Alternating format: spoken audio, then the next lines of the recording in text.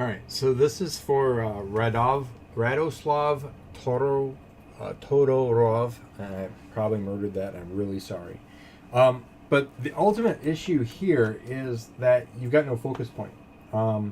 You looking at this, the first thing that I see right off the bat is that, you've got this kind of process here, and the problem is you've got no real sense of like what's going on. This guy is looking at let me go red here. So this guy is looking at you, but he's pointing at like so. And so there's there's nothing there. Like all this way, I'm just being drawn off the screen.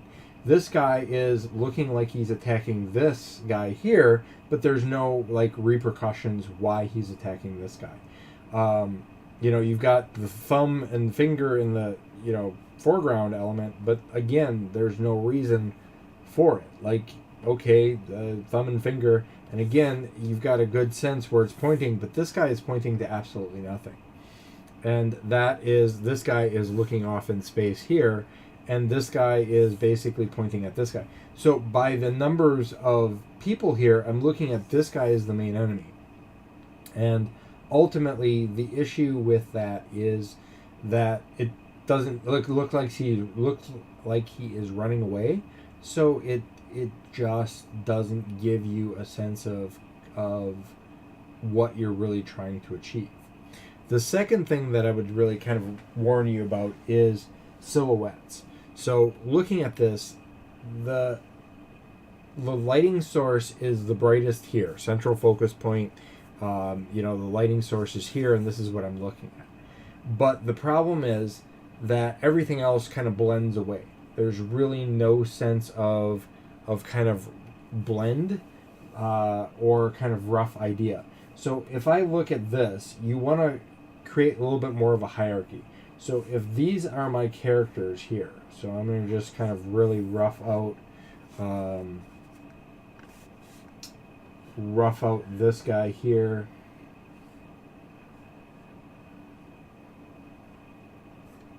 And this guy is kind of a roughed out character. And again, there's no sense of kind of value going on here. And I'm going to get rid of eventually this. And if we take a look at these guys right here, these are your main kind of forces. And you can see here that if I take these, and let's even add this guy here. Let's add this guy here. So if I take this here, and I'm just going to really rough out this guy here, and I cut these guys or copy these guys here, and so that becomes my intersection here. And then if I add in another layer here, and we're just going to really roughly paint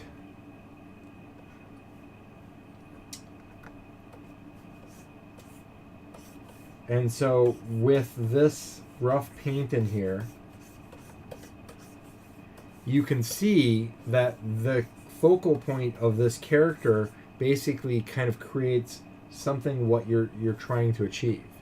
And even adding in the fog of war type of thing and lowering this down, so now the silhouettes pop out a lot more. And then that's the other thing is, it's little things like this. So you've got this character here, but if you were to take out, and let's start posing some of these characters. So if I'm going to take this guy out here, and you see now how by taking out that little bit of emphasis, that character now looks a little bit more kind of emphasized and prioritized in there. And then if you want the red cloak on there, I'm going to just go up here underneath. If you want that red cloak on there, then draw it as a separate element. And so you can see now here, this gives me kind of more motion, more wind, more emphasis there. Same thing over here is I take this guy over here, and that's what I take this over here, and let's break out the sense of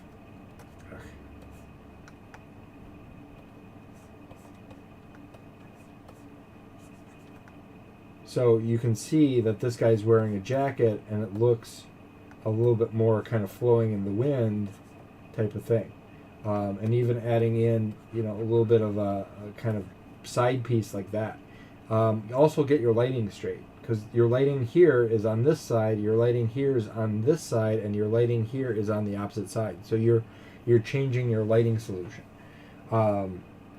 You know, so it's little things like that that you really need to kind of go through and kind of play with and adjust and work with.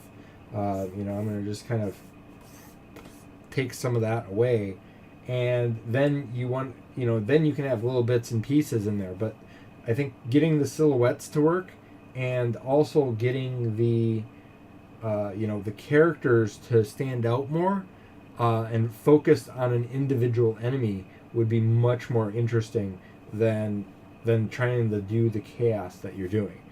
Because you can see here, as soon as I bring that chaos back, everything kind of falls out. Whereas here, as soon as I pull out that chaos, and refine the characters stand better by themselves.